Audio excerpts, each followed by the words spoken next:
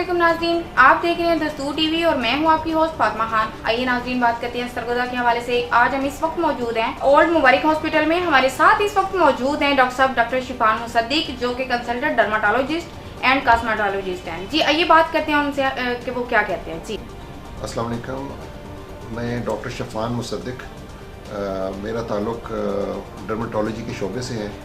मैंने ग्रेजुएशन जो है वो आर्मी मेडिकल कॉलेज से की और कुछ अर्सा आर्मी के अंदर सर्व करने के बाद फिर मैंने आर्मी को खैरबाद कह दिया और प्राइवेट प्रैक्टिस का आगाज़ किया सरगोदा में, क्योंकि ये मेरा होम टाउन है।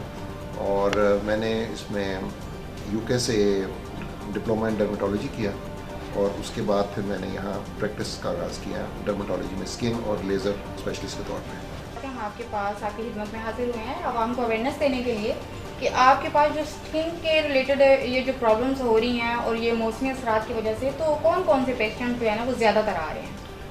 देखिए, मौसम के साथ तो थोड़ी बहुत तब्दीली आती है पेशेंट्स के अंदर, लेकिन ज़्यादातर हमारे पेशेंट्स में यही एलर्जी के पेशेंट्स, एक्नी के पेशेंट्स और एक्जिमा जिसको आम ज़ुबान में चंबर कहा जाता है उसके होते हैं। इसके अलावा एक्नी के पेशेंट्स बहुत हैं, यंग एज के जितने लड़के लड़की हैं उनके फेस के ऊपर दाने वगैरह, वो पेशेंट्स काफ़ी ज़्यादा हैं। इसके अलावा जो है बाकी कुछ बीमारियां जैसे सोराइसिस हो गया या और स्किन की नॉर्मल डिजीज़ वगैरह के पेशेंट्स भी आ जाते हैं। अच्छा सर, मेरा अगला क्वेश्चन आपसे ये है, ये जो आपने अभी फरमाया कि ये जो एक्जिमा का मसला हो रहा है, ये क्यों ज़्यादातर हो रहा है और ये क्या मसला होता है जिसकी वजह से ये हो जाता है? जी, ऐसा है कि हमारी स्किन जो है उसका बैरियर जिस वक्त थोड़ा सा डिस्टर्ब हो जाता है, या ख़ासकर वो लोग जिनकी स्किन नेचुरली ड्राई है उनमें टेंडेंसी एलर्जी की और एक्जिमा की ज़्यादा पाई जाती है। अब देहाती लोग हैं, सर्दी का मौसम है, ज़्यादा एक्सपोजर टू उनका आउटसाइड एनवायरनमेंट ज़्यादा है, खेती बाड़ी करते हैं तो उसके अंदर उनको मुख्तलिफ एलर्जेंस का सामना भी करना पड़ता है। फिर उनकी स्किन जब ओवर ड्राई हो जाती है, उनके अंदर कोई रवाज तो है नहीं कि कोई लोशंस वगैरह लगाए जाए, मॉइस्चराइज़ किया जाए स्किन को। दूसरा, साबुनों का जो है सोप्स वगैरह का इंतखाब करते हुए भी वो ये थोड़ी देखते हैं कि जी कौन सा सोप उनकी जिल्द के लिए मौजू है, कौन सा नहीं है। तो ज़्यादातर बड़े हार्ड किस्म के सोप्स, या कई बार तो देखा हमने कि लोग कपड़े धोने वाला साबुन भी इस्तेमाल कर रहे हैं अपनी जिल्द के ऊपर। तो ये जो चीज़ें हैं ये प्रमोट करती हैं एक्जिमा को और एलर्जीज़ को, जिसकी वजह से वो बार बार उनको इचिंग, खारिश वगैरह महसूस होगी। फिर जिसको को बार बार इचिंग करेंगे तो स्किन उनकी ज़ख्मी हो जाएगी, तो उसके ऊपर ज़ख्म बन जाएंगे, स्किन उनकी बहुत रफ़ और खुरदरी हो जाएगी। तो इस तरीके से फिर वो जब अल्टीमेटली चीज़ें आउट ऑफ कंट्रोल हो जाती हैं तो फिर वो आ जाती हैं हमारे पास। अच्छा डॉक्टर साहब, ये बताएं कि ये जो यंग एज में आजकल के बच्चे बच्चियों को ये एक्नी वगैरह, पिंपल्स वगैरह बहुत ज़्यादा हो रहे हैं, तो ये क्या प्रॉब्लम है, इसको कैसे रोका जा सकता है? एक्नी एक बहुत कॉमन प्रॉब्लम है यंग एज का, स्पेशली आफ्टर टीन एज। ये 14-15 ईयर्स के बाद ही बच्चों में और बच्चियों में शुरू हो जाता है। जब हार्मोनल चेंजेस वगैरह उनके आते हैं तो उनके जो सेबेशियस ग्लैंड्स, जो ऑयल प्रोड्यूसिंग ग्लैंड्स हैं उनकी स्किन के अंदर, खासकर फेस के अंदर, बैक के ऊपर और चेस्ट के ऊपर, वो ज़्यादा एक्टिव हो जाते हैं। सीबम एक्टिविटी बढ़ जाती है, यानी कि ऑयल प्रोड्यूसिंग ग्लैंड्स में एक्टिविटी जब बढ़ जाती है तो वो ब्लॉकेट का शिकार होते हैं और छोटे मोटे कील, जिनको हम कहते हैं जी वाइट हेड्स बन गए, ब्लैक हेड्स बन गए, वो बन जाते हैं। इसके अलावा पिंपल्स बन गए, तो उससे फिर चेहरा उनका और ये बॉडी ख़राब हो जाती है। उसकी वजह से काफ़ी परेशान होते हैं। पहले तो इतनी ज़्यादा अवेयरनेस नहीं थी, लोगों की इतना बॉदर नहीं करते थे, लोगों का ख्याल था कि जी ये तो खुद ही ठीक हो जाते हैं। लेकिन जब ज़्यादा जिन लोगों को सवेर रखनी बनती है उनको फिर निशानात पड़ जाते हैं, खड्डे पड़ जाएंगे फेस के ऊपर, स्कार्स बन जाएंगे, तो बदनुमा जल्द हो जाएगी फॉर एवर, लाइफ लॉन्ग वो बदनुमा हो जाएगी। तो आजकल की जनरेशन ज़रा कॉन्शियस है तो वो जल्दी ज़रा रिव्यू कर लेते हैं।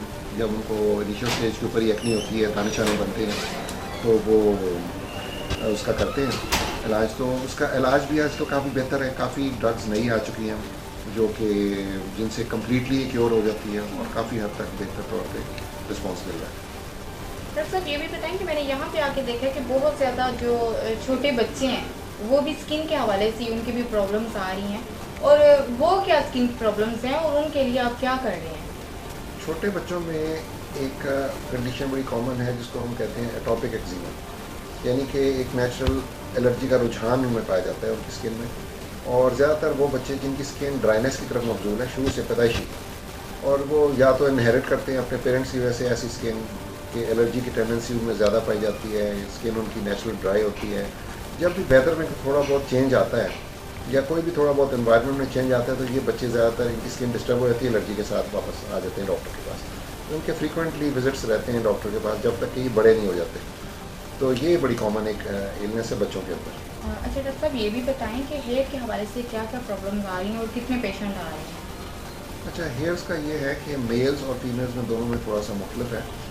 फीमेल्स में तो जो बाल गिरते हैं वो स्ट्रेस की वजह से गिरते हैं, खून की कमी, टेंशन, थकावट, कमज़ोरी, काम का बोझ या नींद की कमी वगैरह, आराम की कमी, ये सारी चीज़ें जो हैं ये उनके बालों के ऊपर बोझ डालती हैं। बालों की जड़ें आर्जी तौर पे बंद हो जाती हैं। अगर फ़र्ज़ करें 100% बाल हैं, उनमें से अगर कोई 5-10% बाल रेस्ट कर रहे हैं तो वो पूरी आधे बाल जो हैं वो आपको समझें कि वो रेस्टिंग फेज में चले जाएंगे, वो नाकारा हो जाएंगी, जड़ें बंद हो जाएंगी आर्जी तौर पर, परमानेंटली नहीं, टेम्परेरीली बंद हो जाती हैं। जब वो बंद होती हैं फिर काफ़ी ज़्यादा बाल तादाद में गिरते हैं, चूँकि फीमेल्स के बाल होते भी लंबे हैं, वो जब गिरते हैं तो काफ़ी ज़्यादा वो पैनिक फील करती हैं, घबराहट का शिकार हो जाती हैं कि बहुत ज़्यादा तादाद में बाल गिर रहे हैं। तो इसको रिकवर करने के लिए तो मल्टीविटामिन, सप्लीमेंट्स, आयरन का इंटेक और ये सारी चीज़ें दी जाती हैं। कुछ लगाने वाले कोई ऑयल्स और कुछ सीरम्स वगैरह भी हैं जो कि इसमें कारगर हैं।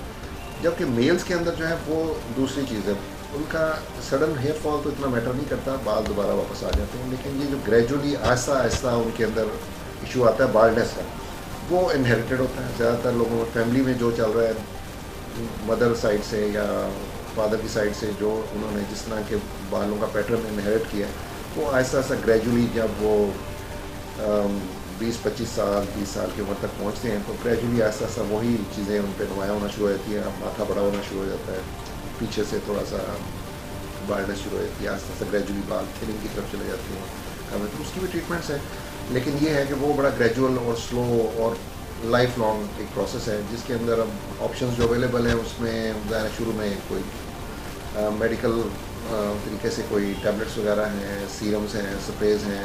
उसके बाद फिर पीआरपी बड़ा कॉमन है आजकल। पीआरपी में ब्लड लिया जाता है पेशेंट का, उसमें से थोड़ा बहुत प्लाज्मा जो ताकत वाला हिस्सा है जो जिसमें ग्रोथ फैक्टर्स हैं वो सेपरेट किया जाता है और फिर साथ में इंजेक्ट किया जाता है, उससे भी बालों की ग्रोथ आ जाती है। और आखिरी हद फिर ये है कि हेयर ट्रांसप्लांट वाले जो फिजिशियंस हैं, डॉक्टर्स हैं, वो फिर हेयर ट्रांसप्लांट नए सिरे से नए बाल लगा देते हैं, तो वो भी एक उसमें ऑप्शन है।